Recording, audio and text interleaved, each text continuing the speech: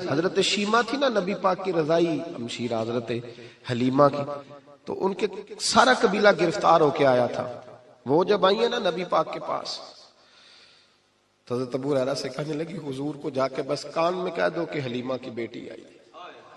حضرت ابو ہریرہ کہتے ہیں حضور اتنی تیزی سے اٹھے کہ نبی پاک کی چادر بھی منبر پہ رہ گئی.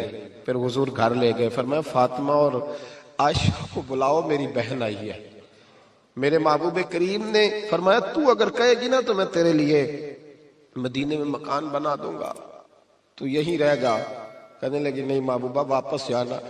تو حضور سے کہنے لگی میرا سارا قبیلہ گرفتار ہے، اسے چھوڑ دیں. حضرت ابو ہریرہ کہتے ہیں ہر کام حضور نے مشورے سے کیا، پر جب بہن نے کہا نا چھوڑ دے، اور میں کوئی مشورہ نہیں، جیسے تو کہے گی ویسے ہی ہو جائے گا، جیسے تو کہے گی ویسے ہی ہو جائے گا، جس طرح تو چاہے گی. کون اشک شوئی کرے گا، کون بات سنے گا، کون دکھ کسی کے. پگلی بی بی پاگل عورت، دیکھے کبھی پاگلوں کو کوئی وقت دیتا؟ وہ پاگلوں کے پاس بیٹھا، میں بڑا مصروف آدمی ہوں، مجھے تو سیاںا بندہ ملنے آئے تو میں کہتا مختصر بات کرنا. ایک پگلی بی بی آئی پاگل، حضرت انس کہتے ہیں آ کے کھڑی، کہنے یا رسول اللہ مجھے کام ہے. پاگل عورت. تو نبی کریم صلی اللہ تعالی علیہ وسلم نے کہا کیا کام ہے؟ تو اس کے محلے کے لوگ کھڑے ہو گئے، کہنے لگے حضور چھوڑیں یہ تو دیوانی ہے، ایسی باتیں کرتی رہتی ہے. جناب انس بن مالک فرماتے ہیں حضور ناراض ہوئے، فرمایا تم سے بات کر رہی ہے کہ مجھ سے کر رہی ہے؟ کرنے تو باتیں، کیا بات ہے بتا. کہنے لگی حضور یہاں نہیں کرنی، میرے ساتھ آئے. نبی کریم اس کے پیچھے پیچھے چلنے لگے. جناب انس فرماتے ہیں کہ صحرا میں لے گئی، نبی پاک ریت پہ بیٹھ گئے، سامنے بیٹھ گئی. کہنے لگی حضور بچوں کو منع کرے، مجھے روڑے مارتے. فرمایا میں کہہ دوں گا، اب نہیں کریں گے. حضور میرے گھر والے میری بات نہیں سنتے. فرمایا میں سمجھاؤں گا. یا رسول اللہ یہ پاگل کہہ کے چھیڑتے. حضور نے فرمایا ایک کوئی نہیں کہے گا، میں منع کر دوں گا. حضرت انس کہتے ہیں دیر تک حضور کو ریت پہ حضور بیٹھے. یار یہ بھی سنت ہے میرے نبی، صرف کھانے کے درمیان میٹھا کھانا ہی سنت نہیں میرے بھائی، یہ بھی نبی پاک کی سنت ہے، یہ بھی رسول پاک کا طریقہ ہے. نبی کریم نے دیر تک وقت دیا، دیر تک. کبھی ہستی کبھی رو دیتی. حضرت انس کہتے ہیں میں نے یہ انداز بھی دیکھا، جب وہ ہستی تو حضور بھی ہستے. کبھی کو پاگل کے غم سن کے بھی رویا. لیکن ایسا کوئی محبوب کہیں ہوگا نہ کہیں ہے، بیٹھا ہے چٹائی پہ مگر عرش نشیں ہے. میرے محبوب نے کھول کے باتیں سنی، کھول کے اپنی مرضی سے. کہنے لگی محبوبہ میں تھک گئی ہوں، اب آپ جائیں. حضور میں تھک گئی ہوں، آپ جائیں. نبی کریم اٹھے اور اٹھ کے فرمایا کسی کا خیال نہ کرنا، جب تیرا دل کرے دوبارہ آ جا. یار یہ حسن ہے، یہ وقار ہے کہ تو اشک شوئی کس طرح. میں نا ابھی انتظار کر رہا ہوں، میں ابھی انتظار کر رہا ہوں کہ ایم این اے آئے گا تو اس غریب کی مدد کرے گا. میں ابھی انتظار کر رہا ہوں کہ ایم پی آئے گا تو اس کی مدد کرے گا. میں ابھی انتظار کر رہا ہوں کہ بہت بڑا سیٹھ آئے گا تو مدد کرے گا. جب محلے کا اور گاؤں کا چودھری کسی غریب پہ ظلم کر رہا ہوتا ہے تو میں اپنے بچے کو کہہ رہا ہوتا تو نہ اس لڑائی میں جانا، ہمیں کیا لگے. تو کون پھر اس کا ہاتھ، ظلم پھر ختم کیسے ہوگا؟ پھر کیا طریقہ ہے ظلم ختم کرنے کا؟ جب کوئی ظالم کو ظالم کہنے کوئی تیار نہ ہو. وہ زمانہ جب نبی کریم صلی اللہ تعالی وسلم مکہ شریف میں اعلان نبوت فرمایا تھا تو سارا مکہ مخالف ہو گیا، سارا مکہ. ایک وقت عروج کا ہوتا ہے، ایک وقت ایسا ہوتا ہے جب غربت ہوتی ہے، ابتدا ہوتی ہے. اسلام پر غربت کا زمانہ. قبیلہ بنو آراش کا ایک شخص مکے آیا، وہ کہتا ہے میں چھوٹا سا تاجر تھا. میری باتوں کی سمجھ تو آ رہی ہے نا آپ حضرات کو؟ جو نہیں بول رہے انہیں بھی آ رہی ہے. اللہ تعالیٰ آپ کو جزا دے. بس ایک دو بات اور عرض کرنی ہے آپ حضرات. حضرت طارق بن عبداللہ رضی اللہ تعالیٰ عنہ اس کے راوی ہیں، فرماتے ہیں وہ بنو آراش کا رہنے والا شخص آیا. وہ کہتا ہے میں چھوٹا سا تاجر تھا، بیوپاری تھا. میں گاؤں سے جانور اونٹ گھوڑے خریدا کرتا، مکے میں لا کے بیچتا، مدینے میں لے جا کے بیچتا، طائف میں. میں ایک دفعہ نا بڑے سرخ رنگ کے خوبصورت 2 اونٹ مکے لایا. میں مکے کے لوگوں کو زیادہ نہیں جانتا تھا، منڈی میں جو لوگ آتے جاتے تھے انہیں جانتا تھا، مال بیچ کے چلا جاتا تھا. آج میں مکے میں داخل ہوا تو ابو جال مجھے کہنے لگا یہاں ایک شخص نے دعویٰ نبوت کیا، اس کے قریب نہ جانا. میں نے کہا ٹھیک ہے نہیں جاؤں گا. میں نے اونٹ دکھائے تو ابو جال کو پسند آ گئے، سودا ہو گیا، اونٹ خرید لیے.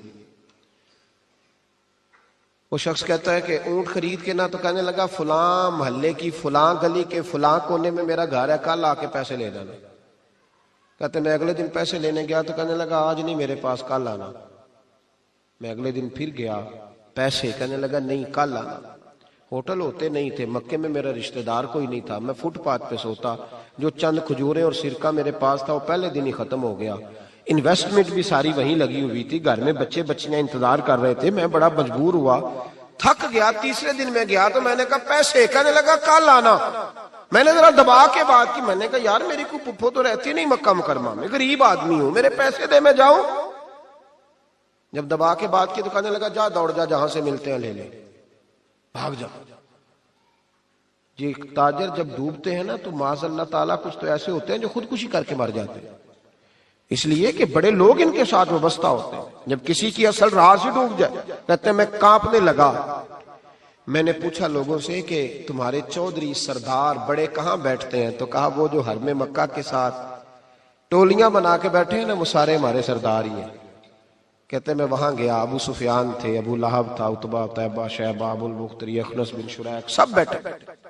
میں نے جا کے کہا یارو میں بنو عراش کا رہنے والا ہوں، چھوٹا سا تاجر ہوں، 2 اونٹ یہاں لا کے بیچ بیٹھا ہوں، تو ایک شخص نے خریدے ہیں، وہ پیسے نہیں دیتا۔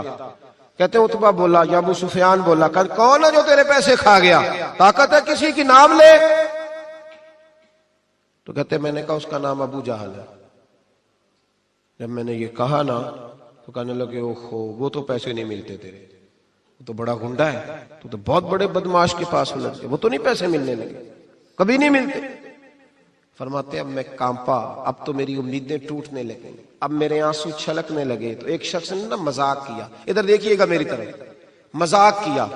کہتے ہیں سامنے نا خانہ کعبہ کی دیوار کے ساتھ ٹیک لگا کے رسول پاک تشریف فرما تھے، نبی کریم بیٹھے ہوئے تھے، نبی کریم۔ تو ایک بندے نے معاذ اللہ ثم معاذ اللہ نقل کفر نہ باشد، اس نے نا مذاق کیا، کہنے لگا وہ جو بندہ بیٹھا ہے وہ تیرا مسئلہ حل کر سکتا ہے۔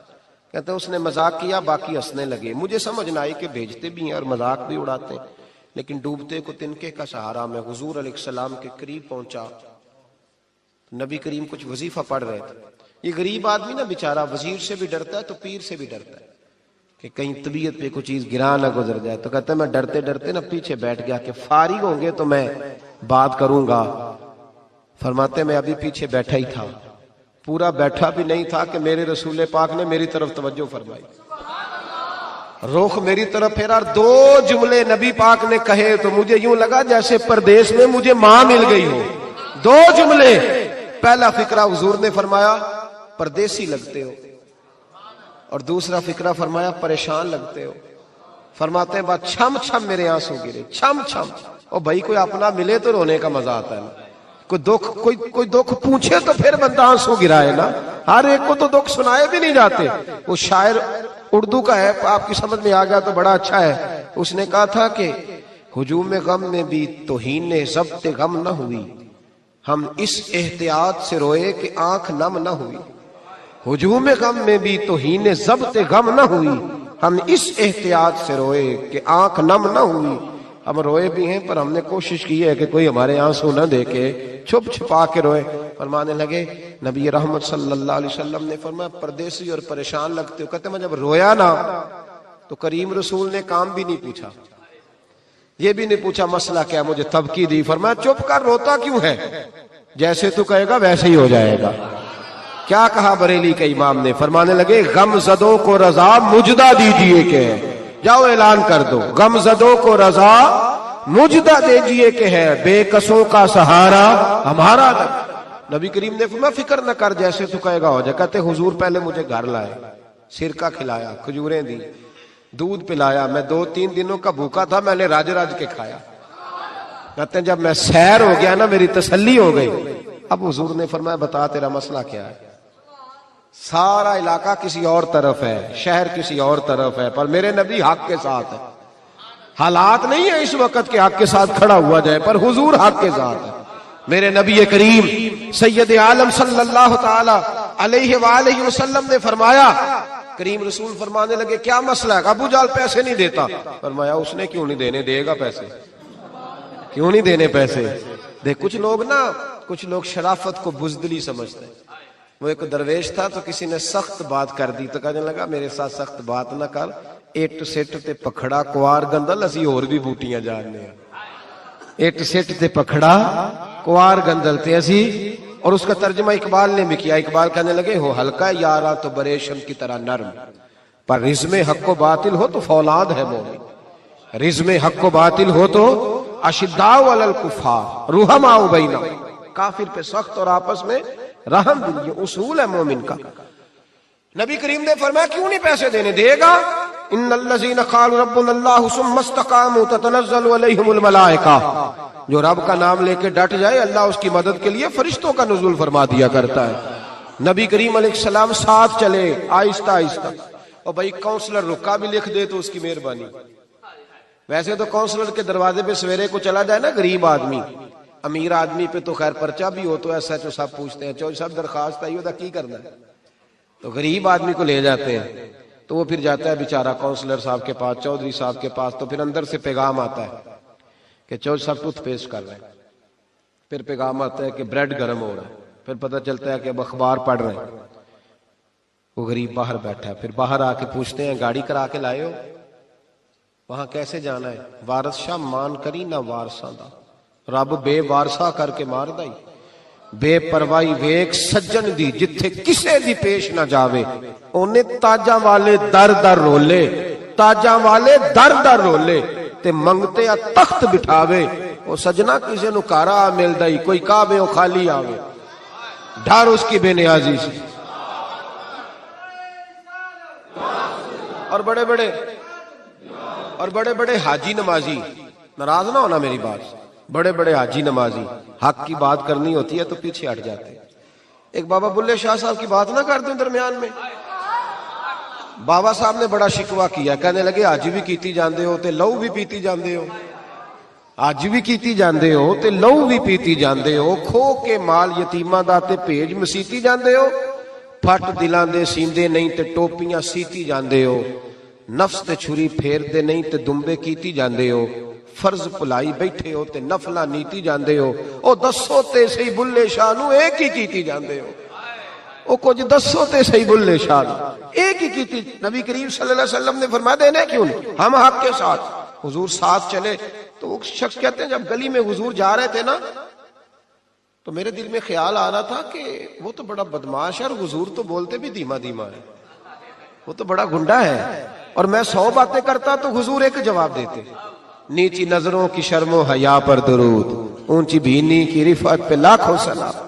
تو محبوب پاک کیسے بات کریں گے, وہ تو بڑا بے حیا ہے. لیکن کہتے ہیں سارے رستے حضور نے کوئی بات نہ کی, ککھ سواد نہیں مشری اندر, اسا کھنڈا میں چک ڈٹھیاں, اینا ساریاں شیواں نالوں گلاں سجن دیاں مٹھیاں. یہ کس قسم کا عذاب ہے؟ جمعے پڑ گئے, ٹڈیاں آ گئی, یہ اللہ نے عذاب نازل کیا. جب وہ عذاب میں مبتلا ہوئے تو موسیٰ علیہ السلام سے کہا کہ آپ اللہ سے دعا کریں کہ ہم سے یہ عذاب ٹل جائے.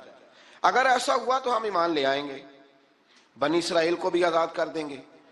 لیکن موسیٰ علیہ السلام کی دعا کے نتیجے میں جب عذاب ٹل جانے کے بعد فرعونی پھر اپنے وعدے سے پھر گئے. بنو قریظہ والوں نے بھی کئی دفعہ حضور سے وعدے کیے پر اپنے وعدوں پر قائم. ایک بات آپ سے یہاں روک کے عرض کر دوں, ہم بھی کئی دفعہ کہتے ہیں ذرا بریک کبھی گاڑی کی نہیں نہ لگتی تو ہم ارادہ کرتے ہیں کہ آج سے نماز شروع کر دینی. ذرا طبیعت زیادہ لیل ہوتی ہے تو ارادہ کرتے ہیں نا کہ بھائی آج کے بعد ہم نے نیک, پھر کیا ہوتا ہے شفا ہو گئی تو چھٹی ہو گئی. یہ طریقہ درست نہیں, یہ تو کفار کا طریقہ بیان کیا نا قرآن پاک نے. یہاں فرمایا جب اللہ تبارک و تعالیٰ نے انہیں نجات دے دی تو اپنے وعدے سے مکر گئے, تو پھر اللہ تبارک و تعالیٰ نے بنی اسرائیل کو سمندر پار کر کے ایسی قوم کے پاس پہنچا دیا جو بتوں کی پرستش کرتی تھی. وہ تو بچ گئے لیکن فرعونی سارے دریا کے اندر غرق ہو گئے.